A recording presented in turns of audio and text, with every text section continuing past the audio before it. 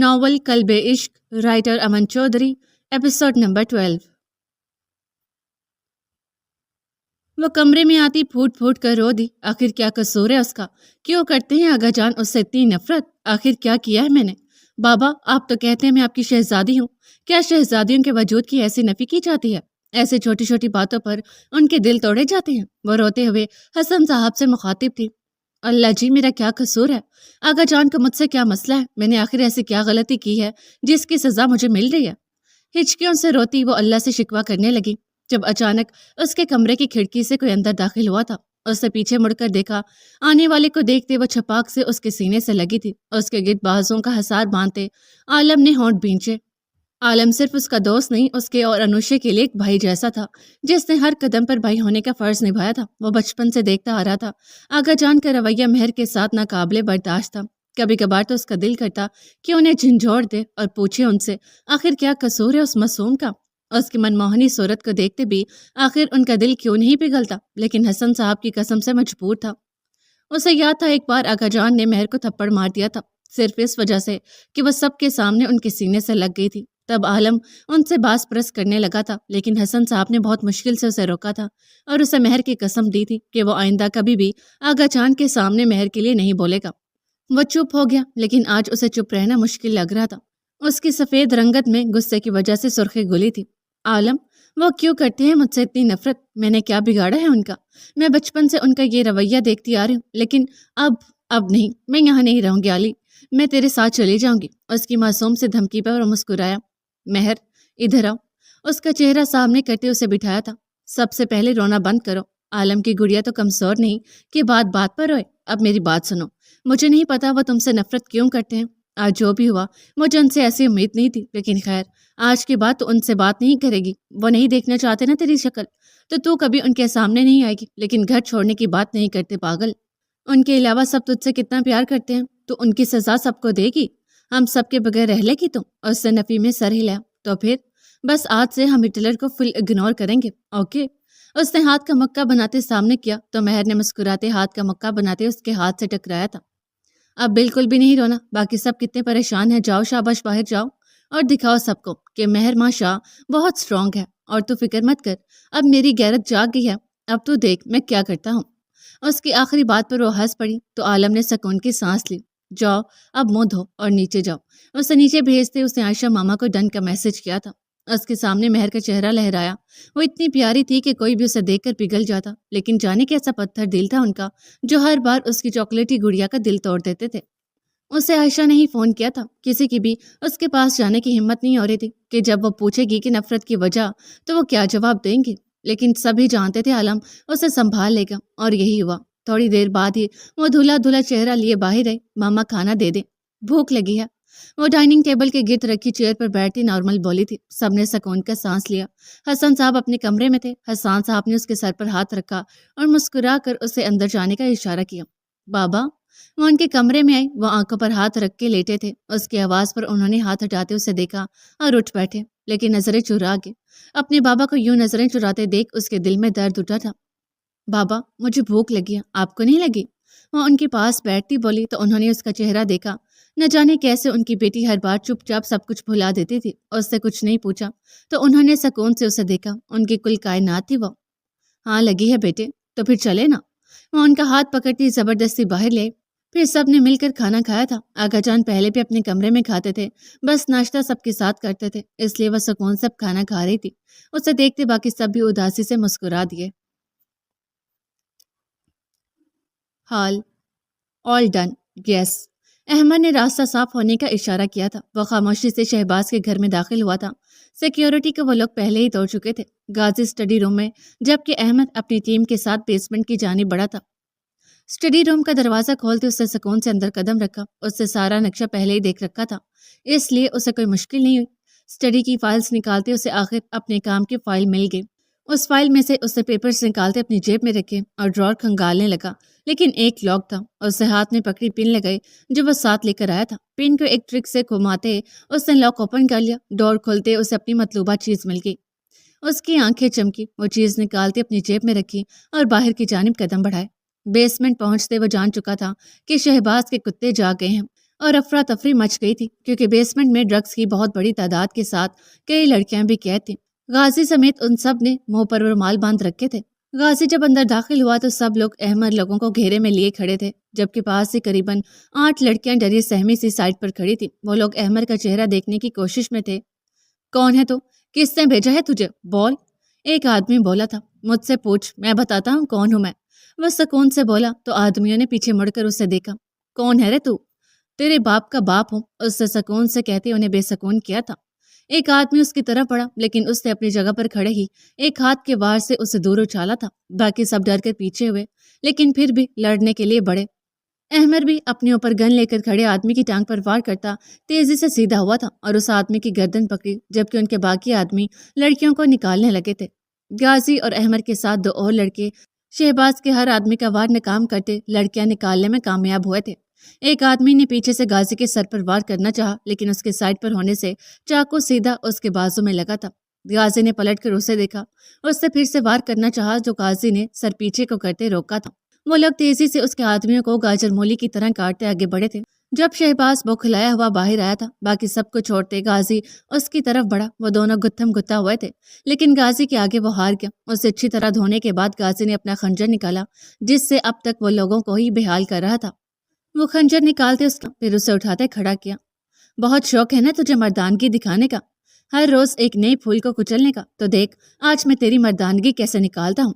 कहते हुए गाजी ने उसे अपना घुटना मारा था, एक बार नहीं बार बार, जबकि वो अब दर्द से बेहाल तड़प रहा था। उसे फेंकते गाजी ने अपने पाँव को रोका नहीं था जब तक उसके मुंह से आवाजें आना बंद ना होगी, क्योंकि वो दर्द से अब चीख भी नहीं पा रहा था। उसका हाल पागल कुत्ते जैसा हुआ था। गाजी ने उसे घसीट कर ले जाते उसके कमरे के आगे बांधता था, जब एक आदमी को इशारा किया। उन्होंने हर तरफ पेट्रोल डालना शुरू कर दिया। पूरे बंगले को पेट्रोल से नहलाते वो लोग बाहर निकले थे। जब तक शहबाज की मदद को कोई पहुंचता वो लोग बाहर निकल चुके थे। अपने मुंह से निकलते खून को थूक कर गाजी ने लाइटर जलाकर फेंका था। आग ने तेजी से पूरे बंगले को अपनी लपेट में लिया था। वो लोग धुआं उड़ाते वहां से निकले थे। पीछे उनकी मदद को पहुंचे लोग एक दूसरे की शक्लें देखते रह गए। शहबाज किंग का खास आदमी था, उसे भी किंग के जैसे लड़कियों से खेलने की बीमारी थी। गाजी ने अपना पहला निशाना उसे बनाया था। वो जानता था वो अभी किंग जितना मजबूत नहीं, और शायद ही वो किंग के आदमी पहुंचने से पहले ही वापस आ जाते। वो जानता था शहबाज को मारने के बाद किंग भूखे शेर की तरह उसकी तलाश करेगा, क्योंकि वो किंग के खिलाफ ठोस सबूत और खास इन्फॉर्मेशन ले आया था। लेकिन उसे शहबाज पर बहुत गुस्सा था, क्योंकि उसे कुछ दिन पहले पता चला उससे उमर नामी आदमी की बीवी को उसके सामने मार दिया, और उसी शाम एक जवान लड़की के साथ ज्यादती की उसकी माँ के सामने। उसके गुनाहों का गड़ा बढ़ चुका था और गाजी के सब्र का पैमाना लबरेज हुआ था। उसके पास ना तो खास असला था ना आदमी, लेकिन डरता ना वो कल था ना आज, लेकिन फिर भी वो कामयाब रहे। शहबाज के घर के साथ उसके भी चेथड़े उड़ गए थे। लड़कियों को सेफली पहुंचाना आगे अहमद और मेजर का काम था। गाजी तो ठीक है? गाड़ी ड्राइव करते अहमद ने बेचैनी से पूछा था, क्योंकि उसके बाजू से भल भल कर खून निकल रहा था। चाकू कुछ ज्यादा ही गहरा लगा था।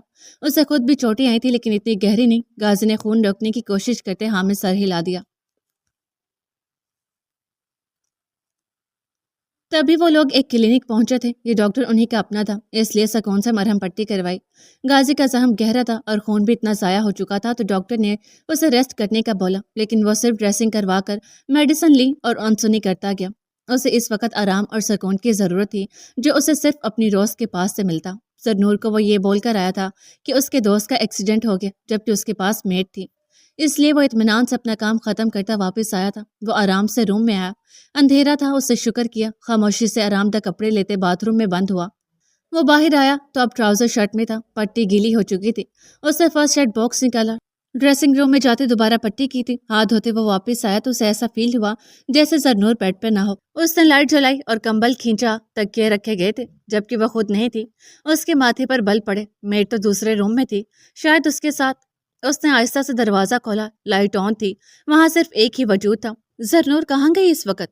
ये सोच आते उसका दिल धड़का। उससे किचन, डाइनिंग रूम, ये जगह देख लिया, वो कहीं नहीं थी।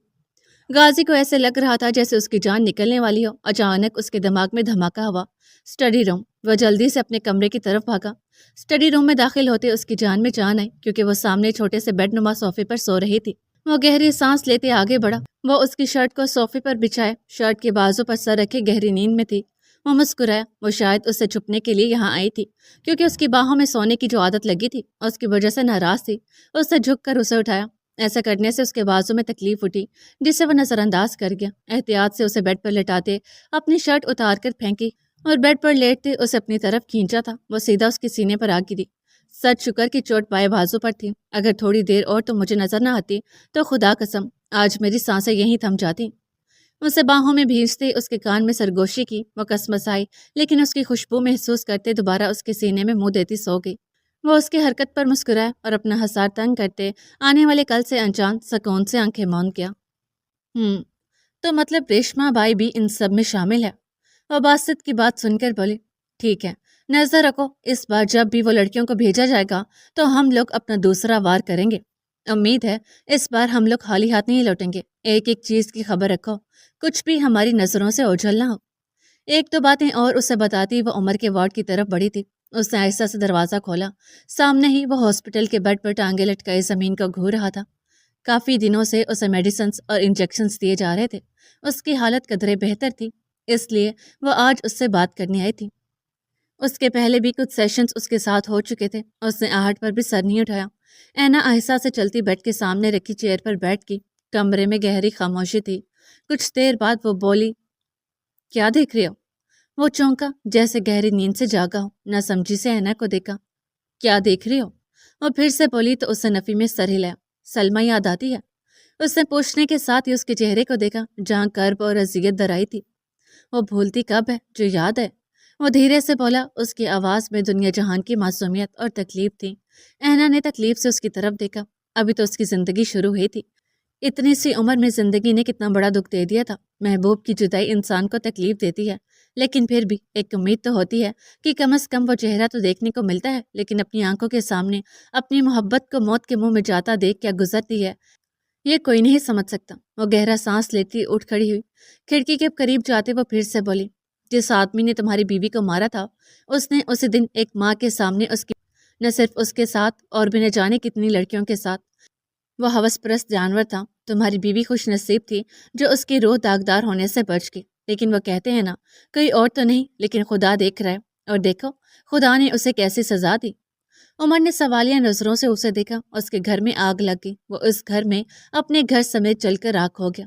کیسی بھیانک موت دی ہے خدا نے اسے کہ اس کے وجود کو کفن تو دور کی بات، اس کا وجود ہی نہیں بچا۔ میں جانتی ہوں جو بھی ہوا وہ سب برداشت کرنا آسان نہیں، لیکن جو بھی ہوا یہی حقیقت ہے، یہی زندگی ہے۔ کبھی دکھ، کبھی سکھ، کبھی آسان، کبھی تکلیفوں سے بھری۔ لیکن عمر، ان سب میں تمہارے گھر والوں کا کیا قصور ہے؟ انہوں نے اپنی بیٹی جیسی بہو کو کھو دیا اور تم ان کا بیٹا بھی چھین رہے ہو۔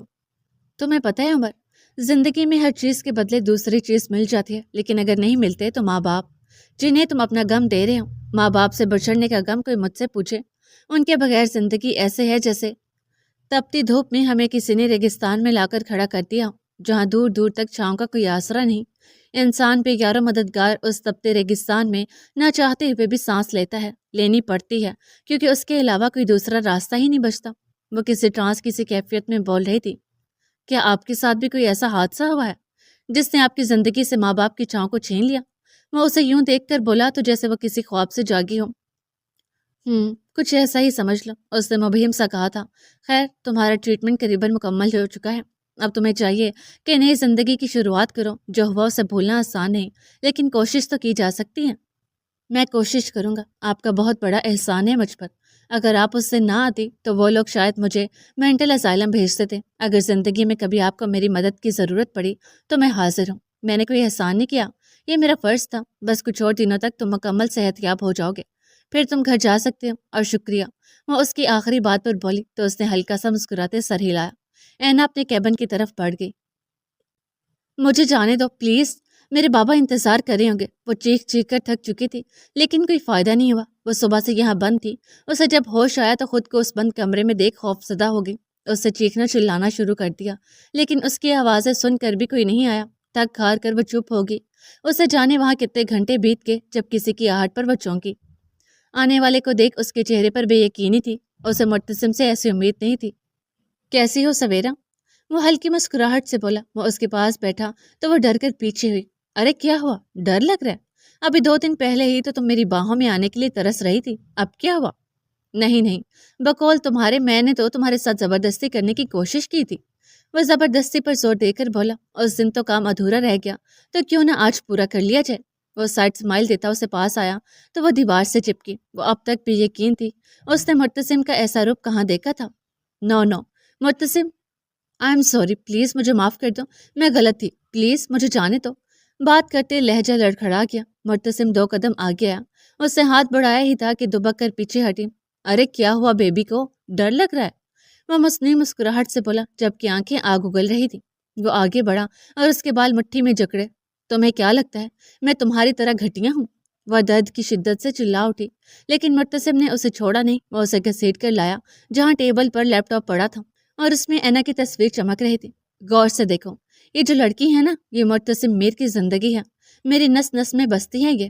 تم نے جو میرے ساتھ کیا میں تمہیں بخش دیتا، لیکن تمہاری وجہ سے میری زندگی کی آنکھوں سے جو موتی بے مول ہوئے اس پر تمہیں نہیں بخش سکتا۔ بے فکر رہو، تمہارے جیسا گھٹیا نہیں ہو جو کسی کی عزت سے کھیلے۔ تم لڑکیاں سمجھتی ہو صرف تم لوگوں کی ہی عزت ہے، ہم لڑکے تو بس لٹیرے ہیں۔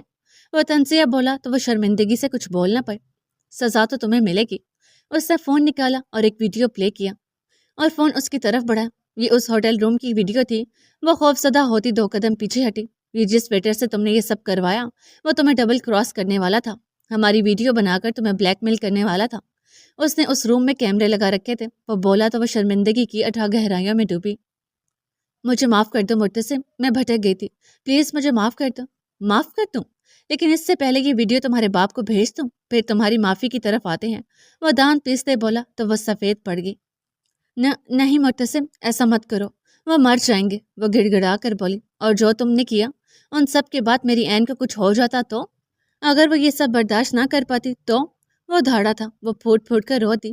تمہیں خدا کا واسطہ پلیز یہ مت کرو، میں تمہارے پاؤں پڑتی ہوں۔ وہ اس کے پاؤں میں بیٹھ گئی۔ تمہیں تمہاری عین کا واسطہ پلیز میری پہلی اور آخری غلطی سمجھ کر معاف کر دو۔ مرتسم نے تعصب سے اسے دیکھا، پھر جھک کر اسے اٹھایا، سامنے رکھی چیئر پر اسے بٹھاتے اس نے زمین سے اس کا دوپٹہ اٹھا کر اسے دیا، پانی کا گلاس اس کے سامنے کرتے وہ اس کے ساتھ رکھی چیئر پر بیٹھ گیا۔ میرا مقصد تمہاری عزت نفس کو کچلنے یا تمہیں بدنام کرنا نہیں، میں صرف تمہیں تمہاری غلطی کا احساس کروانا چاہتا تھا جو تمہیں ہو چکا ہے۔ زندگی میں کبھی بھی جوش یا غصے میں اٹھایا گیا قدم ہمیں بربادی کی طرف ہی لے جاتا ہے۔ آج میں تھا، لیکن کل کو اگر کوئی اور ہوگا تو ہر کوئی مرتسم میر نہیں ہوگا جو تمہیں بخش دے گا۔ اس لیے آئندہ دھیان رکھنا۔ چلو اٹھو، اب تمہیں گھر جانا چاہیے۔ وہ چپ چاپ اس کی باتیں سنتی رہی، پھر اس کے سامنے ہاتھ جوڑ دیے۔ مجھے معاف کر دو، میں غصے میں خود کی عزت کو 2 ٹکے کا کرنے چلی تھی۔ بہت بہت شکریہ، تم نے مجھے صحیح راستہ دکھایا۔ وہ پھوٹ پھوٹ کر روتے بولی تو مرتسم نے اس کے سر پر ہاتھ رکھا۔ اب جاؤ۔ وہ اٹھی، اور ہاں، اس ویٹر کی فکر مت کرو، اس سے ساری ویڈیوز لے کر ختم کر دی ہیں اور اس کو سزا بھی مل چکی ہے، اب وہ پولیس کی حراست میں ہے۔ آئندہ ہر کسی پر بھروسہ مت کر لینا۔ وہ سر ہلاتی مردہ قدموں سے باہر نکل گئی۔ باہر ڈرائیور اس کے انتظار میں تھا جس سے مرتسم نے اسے اس کے گھر چھوڑنے کا بولا تھا۔ آنکھیں بند کرتے آنسو ٹوٹ کر بہے تھے۔ کتنی غلط تھی وہ، خود کو بے مول کرنے چلی تھی۔ اس نے آج تک جو ضد کی اس کے بابا نے پوری کی تھی، اس لیے وہ خود سر ہوتی چلی گئی۔ لوگوں کو جوتی کی نوک پر رکھتی تھی، لیکن آج اسے اپنے دوستوں کے ساتھ کیا گیا اپنا برا رویہ، بدسلوکی سب یاد آتا گیا۔ شاید صحیح کہتے ہیں لوگ، کچھ لوگوں کو سنبھلنے کے لیے ٹھوکر کی ضرورت ہوتی ہے کہ جب وہ ٹھوکر کھا کر گرے تو وہ سیدھے راستے کا انتخاب کرے، اور سویرا کو وہ ٹھوکر لگ چکی تھی اور اسے سیدھا راستہ بھی مل چکا تھا، اور یہی راستہ دکھانے والا اس کا محسن تھا جسے وہ بدنام کرنے چلی تھی۔ لیکن کہتے ہیں نا، مدعی لاکھ برا چاہے، کیا ہوتا ہے وہی ہوتا ہے جو منظور خدا ہوتا ہے۔ ماضی۔ وہ صبح کالج پہنچی، تب بھی اس کا غم کم نہیں ہوا تھا۔ بے چینی سے اسٹاف روم کی طرف دیکھتی ادھر ادھر ٹہل رہی تھی۔ ابھی کلاسز شروع ہونے میں وقت تھا، عالم کا ڈپارٹمنٹ الگ تھا، اس لیے وہ چلا گیا تھا، جبکہ اس نے انوشے کو بھی اپنے ساتھ یہاں کھڑا کر رکھا تھا۔ تو کرنا کیا چاہ رہی آخر؟ انوشے تنگ آتی پوچھ بیٹھی۔ بتاتی ہوں، لیکن ابھی نہیں، ابھی تو میں اس سامنے ہی اسے آتا دیکھ وہ انوشے کا ہاتھ پکڑتی تیزی سے رخ موڑ گئی، پھر چپکے سے آنکھ سے اسے اسٹاف روم میں جاتا دیکھ اتنی ہی تیزی سے مڑی تھی۔ تو رک، میں آتی ہوں، لیکن بتا تو کہاں جا رہی ہے؟ آگے بتاتی ہوں۔ وہ تیزی سے اسٹاف روم کی جانے پڑی۔ نوک کرتے اندر سے اجازت ملنے پر وہ اندر داخل ہوئی تو اہان شاہ نے چونک کر اسے دیکھا۔ وہ حیرت سے اٹھ کھڑے ہوئے، وہ اسے پہچان گئے تھے۔ مہرما شاہ۔ بے آواز ان کے لب ہلے۔ مجھے بات کرنی تھی آپ سے، وہ سپاٹ لہجے میں بولی تو وہ ہوش میں آیا۔ جی؟ وہ اس کے مقابل آیا۔ وہ چہرہ جھکائے زمین پر دیکھ رہی تھی۔ उस दिन जो कुछ भी हुआ वो मिस अंडरस्टैंडिंग थी, लेकिन मैं खुद आपसे सॉरी करने आई थी और आपने सॉरी एक्सेप्ट भी कर ली थी, तो फिर आपने आगा जान को इन सब में क्यों इन्वॉल्व किया? वो धीमे मगर सख्त लहजे में बोली तो वो चौंक गए। अहान शाह के दादा जुल्फकार शाह के पुराने और गहरे दोस्त थे, इसलिए अहान भी उन्हें बहुत अच्छे से जानता था, और ये भी कि मेहर आगा जान भी उन्हें ही कह रही है। लेकिन वो हैरान थे। मैंने? वो सवालिया अंदाज में बोले। जी आपने। वो ऐसे ही चेहरा झुकाए बोली। जो भी हुआ वो कॉलेज की बात थी और हमने महज छोटी सी शरारत की थी, लेकिन आपने छोटी सी बात को इतनी बड़ी बना दिया। और बोलते बोलते उसकी आवाज़ भुरा गई और गले में आंसू का फंदा सा लगा। वो चुप हो गई, जबकि अहान शाह शददर खड़े थे। उन्होंने सरसरी अपने वालिद से महर की शरारत का जिक्र किया था, लेकिन वो हंसते हुए उन्होंने सरसरी जिक्र किया था। वो जानते थे उसके वालिद थोड़े सख्त मिजाज थे, लेकिन उन्हें यह उम्मीद नहीं थी कि वो सीधा जुल्फकार शाह तक की बात पहुंचा देंगे। कि आपको आगा जानी कुछ कहा है? वो बात अधूरी छोड़ के वो भी उन्हें आगा जानी कहते थे। कुछ आपकी वजह से आगा जान ने हमें। वो बात अधूरी छोड़ती लब भींच गई। उसने भीगी पलकें उठाकर उन्हें देखा तो वो अहान शाह को लगा जैसे उनका दिल धड़कना भूल गया हो। सफेद रंगत घनी भीगी पलकों की आड़ में छुपी भूरी आंखें जो इस वक्त सुर्ख हो रही थी, छोटी सी तीखी नाक जिसमें पहनी हीरे की छोटी सी नथ चमक रही थी, भरे भरे गुलाबी होंठ और होंठों के ऐन नीचे चमकता स्याह तिल, स्याह सकाफ के हाले में छुपा वो चेहरा जिस पर दुनिया जहान की मासूमियत थी। रोने की वजह से चेहरा सुर्ख हो रहा था। कॉलेज यूनिफॉर्म में वो इस वक्त छोटी बच्ची लग रही थी। उसके चेहरे पे छाई मासूमियत अहान शाह का सुकून छीन के उन्होंने बेख्तियार पहलू बदला और नजरें फेर की। आई एम सॉरी, मुझे अंदाजा नहीं था बात इस हद तक बढ़ जाएगी। वो रुख फेरते बोले। अंदाजा था आपको? अंदाजा था आपको? आप आगा जान के अंदाज को अच्छी तरह से जानते थे, उसके बावजूद आपने बात को बढ़ा चढ़ाकर उन्हें बताया। शर्म आनी चाहिए आपको। एक उस्ताद होकर आप ऐसी हरकतें करें तो बच्चे भी आपसे यही सीखेंगे। वो तीखे लहजे में बोली तो वो उससे देख कर रह गए। मैं माजरत कर रहा हूँ, लेकिन ट्रस्ट मी, मैंने उन्हें कुछ नहीं कहा। आपने नहीं, लेकिन आपके फरिश्तों ने तो उन्हें बता दिया है ना। वो तंसिया बोली। मुझे ना तो आपका सॉरी चाहिए, ना ही कोई वजाहत। मैं सिर्फ आपसे ये कहने आई थी कि अगर कोई बात हो तो उस बात को उस जगह पर रहने दिया करें जहाँ वो बात हुई हो। दूसरों के घरों में आग लगाने वाला काम मत किया करें तो बेहतर है, वरना जवाबी कार्रवाई करना मेहरमा शाह को भी अच्छे से आता है। और तल्ख लहजे में बोलती उन्हें हैरान कर गई। वो उनकी बात सुने बगैर ही बाहर निकल गई, जबकि वो हैरान परेशान से रह गई। उन्हें बिल्कुल अंदाजा नहीं था कि बात इतनी बढ़ जाएगी। शायद आगा जान ने कुछ ज्यादा ही डांट दिया इसको। उसकी सुर्ख सूजी आंखें याद करके वो मुतफक्किर हुए। नजरों के सामने जैसे ही उस परी पेकर का चेहरा लहराया तो लब अपने आप ही मुस्कुरा उठे, जिससे वह खुद भी अनजान थे। सटपटाते खुद को डपटा। क्या सोच रहे हैं? फिर सर झटक कर अपने काम की तरफ मुतवज्जा हुए। जबकि वो अब अपना गुस्सा उतारते आराम और सुकून से बाहर निकली तो अनुषा उसे देखती जल्दी से उसकी तरफ आई। महर तो ठीक है? उसका सुर्ख चेहरा और भीगी पलकें देखते वो पूछ बैठी तो महर ने इत्मीनान से उसकी तरफ देखते स्माइल की। हाँ, अब बिल्कुल ठीक हूँ। क्या करके आई है? अनुषा ने मशकूक नजरों से उसे देखा। वही जो करना चाहिए था। मतलब? वो नासमझी से बोली। महर ने उसे सारी बात बता दी, जबकि वो मुंह खोले उसकी बात सुनने लगी। महर तो पागल है क्या? वो हमारे प्रोफेसर हैं और तो उन्हें ही बातें सुनाए। तो उनकी गलती थी जिसका एहसास करवाया। प्रोफेसर हैं तो क्या कुछ भी करेंगे? अब चल, क्लास का टाइम हो रहा है। आज तो वैसे ही फिजिक्स के न्यू टीचर आने वाले हैं। पता नहीं ये मनहूस हमारी फिजिक्स कब जान छोड़ेगी। वो नाक सुकेड़ कर बोली। अनुषा हंस दी। वो जानती थी कि उसे फिजिक्स की बुक बिल्कुल नहीं पसंद। कोई बात नहीं, वैसे भी 2 माह ही तो रहते हैं हमारे यहाँ, तो उसके बाद कौन सा पढ़ना नहीं पड़ेगा। अनुषा मुस्कुराती बोली तो मैंने घूर कर उसे कहा। वो दोनों पोजीशन होल्डर थीं। हर बार टॉप करती थी क्योंकि दोनों के बाबा का ख्वाब था उन्हें डॉक्टर बनाना, और इस ख्वाब को पूरा करने के लिए वो सर तोड़ कोशिश करती थी और हर बार अच्छे मार्क्स से पोजीशन लेकर उनका सर फखर से बुलंद करती थी। वो क्लास में एंटर हुई तो मायरा ने उन्हें देखते नाक चढ़ाई। मायरा और उसके ग्रुप के साथ उन दोनों का 36 का आंकड़ा था। किसी सूरत एक दूसरे को नहीं बख्शती थी। तुम दोनों को पता है जो न्यू प्रोफेसर आए हैं इतने हैंडसम हैं यार। वो दोनों अपनी मखसूस जगह पर बैठी तो साथ बैठी लड़की पुरजोशी से बोली।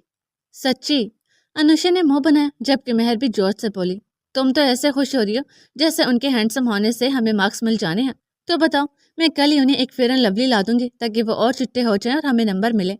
उसकी अगली बात पर साथ बैठी लड़की ने मुंह बनाया, जबकि अनुषा का कहका गूंजा। वो दोनों हाथ पर हाथ मारकर हंसती। उसी वक्त प्रिंसिपल न्यू प्रोफेसर के साथ अंदर आए तो सब लड़कियां खड़ी हो गईं। लड़कियां इश्तियाक से उस हैंडसम प्रोफेसर को देख रही थी, जबकि अनुषा और महर ने खुले मुंह से एक दूसरे को देखा। सबके सलाम का जवाब देते प्रिंसिपल ने बात शुरू की। اسٹوڈینٹس، جیسے کہ آپ کو پتہ ہے آپ کے فزکس کے پروفیسر کو ایمرجنسی کی وجہ سے کالج چھوڑنا پڑا، آپ کے پیپرز کو 2 ماہ ہی رہ گئے، اس لیے ہم نہیں چاہتے آپ کی اسٹڈی کا نقصان ہو، سو آپ کو آج سے آپ کے نیو پروفیسر مسٹر اہان شاہ پڑھائیں گے۔ امید ہے آپ لوگ انہیں اچھا رسپانس دیں گے۔ یس سر، سب نے اسکول کے بچوں کی طرح ایک زبان ہو کر کہا تو وہ انہیں بیسٹ آف لک کہتے جا چکے تھے۔ اہان نے ایک نظر پوری کلاس کو دیکھا جس میں 15 لڑکے اور تقریباً 20 لڑکیاں تھیں۔ سب کو بیٹھنے کا اشارہ کرتے وہ 2 قدم آگے آئے تو ٹھٹک کر رکے۔ انہوں نے حیرت سے اس حسین اتفاق کو دیکھا، جبکہ مہر انہیں دیکھتی نہ خود سے منہ پھیر گئی تو وہ بھی سر جھٹک کر کلاس کی طرف متوجہ ہوئے۔ کلاس سے اپنا تعارف کرواتے باقی سب سے پوچھنے لگے۔ مہر جو دوسری رو کی فرسٹ سیٹ پر بیٹھی تھی اپنی باری پر بیزاری سے اٹھتے اپنا نام بتایا تو اس کے فیس ایکسپریشنز دیکھتے ان کو ہنسی تو بہت ہے لیکن ضبط کر گئے۔ پھر تھوڑے بہت انٹروڈکشن کے بعد وہ لیکچر کی طرف متوجہ ہوئے۔ لیکچر کے دوران وہ کلاس سے پوچھ بھی رہے تھے کہ سمجھ آ رہی ہے؟ وہ بورڈ پر کچھ سمجھا کر مڑے تو ان کی نظریں سیدھا مہر پر پڑی جو انہماک سے لیکچر لیتے نوٹ بھی کر رہی تھی۔ وہ زیر لب مسکرا دیے جبکہ مہر ان کی نظروں سے بے خبر توجہ سے بورڈ پر لکھا نوٹ کر رہی تھی۔ جب انوشے نے اسے کونی ماری، کیا؟ اس نے آنکھوں سے پوچھا تو انوشے نے بھی آنکھوں سے اسے سامنے کی طرف اشارہ کیا۔ مہر نے سامنے ڈائس کی طرف دیکھا جہاں وہ کلاس کو دیکھتے ایک گہری نظر اس پر بھی ڈال رہے تھے۔ اس نے نہ سمجھی سے انوشے کو دیکھا تو اس نے سر پر ہاتھ مارا اور نفی میں سر ہلا دیا۔ وہ کب سے اہان کی نظریں نوٹ کر رہی تھی۔ اس نے انہیں گھورا تو گڑبڑاتے نظریں پھیر گئی۔ اب نہ جانے مہر کی لاپرواہی اور اہان شاہ کی بے اختیاری کیا رنگ لانے والی تھی۔ جاری ہے۔